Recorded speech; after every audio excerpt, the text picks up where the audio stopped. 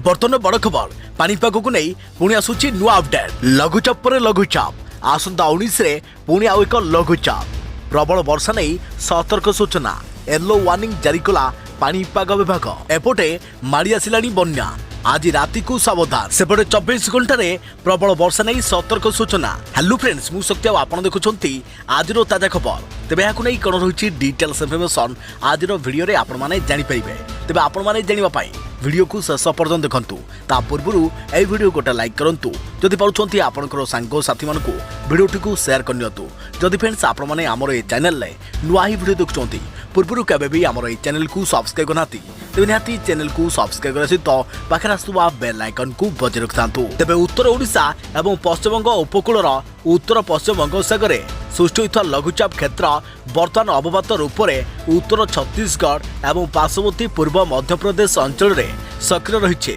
गत 6 घंटा मध्य अवपात घंटा प्रति 21 किलोमीटर बेगरे गति करी यह पश्चिम और उत्तर पश्चिम दिगरे गति करने सह आगामी 12 घंटा पर्यंत निजर तीव्रता बजाय रखिबार संभावना रही। अपरपक्षे आसंता अगस्ट 19 तारिख बेलू उत्तर पश्चिम बंगोपसागर अंचल में आउ एक लघुचाप क्षेत्र सृष्टि होवार संभावना रही आज अपराह्न जारी एक सतर्क सूचना कही भुवनेश्वर स्थित आंचलिक पानीपाग विज्ञान केन्द्र। एही परिस्थिति रे आभ्यंतरण ओडिशा और उपकूल ओडिशार जिलागुड़िक अनेक स्थान में हालकारु मध्यम धरणर वर्षा किंबा वज्रपात होवार संभावना रही। तेबे आसंता 24 घंटा मध्य अर्थात आसंता काली मध्याह्न सुधा राज्यर नवरंगपुर नुआपड़ा बलांगीर बरगढ़ और झारसुगुड़ा प्रभृति 5टी जिलार गोटे किंबा 2टी स्थान में प्रबलरू अति प्रबल वर्षा नहीं सतर्क सूचना जारी कर दृष्टि रखी यह जिलागुड़ी को येलो वार्निंग जारी करिछि पानीपाग विभाग।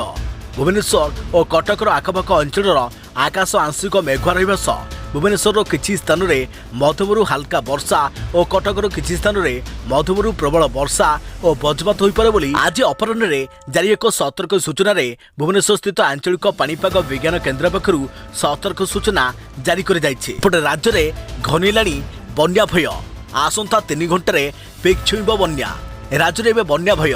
तेबे आसंता 3 घंटे बन्या पिक छुईब बोली सर्वोच्च जंत्री कहते। से कहते आसंता 3 घंटा आम पाई बेस गुरुत्वपूर्ण। मुंडली में बर्तमान 11.6 लाख क्यूसेक जल प्रभावित होउछे।